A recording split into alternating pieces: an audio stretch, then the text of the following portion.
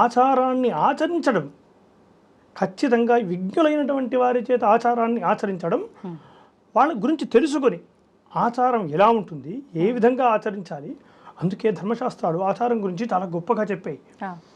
వేదస్మృతి సదాచార స్వస్య చ ప్రియదర్శన ఏతత్ చతుర్విధం జ్ఞేయం సాక్షాత్ ధర్మస్య లక్షణం అంటున్నాయి. అంటే ధర్మము ఎలా ఉంటుందయ్యా అని పెద్దవాళ్ళు అడిగితే ధర్మశాస్త్రజ్ఞులు చెప్పినటువంటి మాట ఏమిటి అంటే, వేదము, వేద ప్రతిపాదితమైన కర్మములు, స్మృతి ప్రతిపాదితమైన ఆచారాలు. అంటే స్మృతి ఏ విధమైనటువంటి ఆచారాలు చెప్పిందో ఆ ఆచారాలు ఆచరించడం.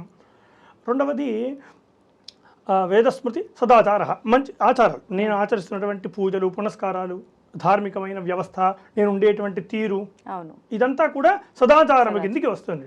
స్వస్యత అంటే నా మనస్సు కూడా ఆహ్లాదకరమైనటువంటి మనస్సు, నేను ఇష్టపడేటువంటి దైవం, ఇవన్నీ కూడా నా భావనలు, నా యొక్క అంతర్లీనమైనటువంటి భావనలు ఏమంటారో ఈ నాలుగు కూడా ఎలా ఉండాలి, ధార్మికంగా ఉండాలి.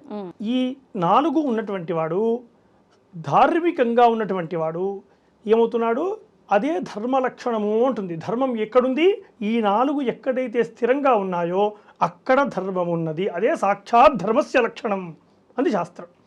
ధర్మస్వరూపము అక్కడ కనబడుతుంది.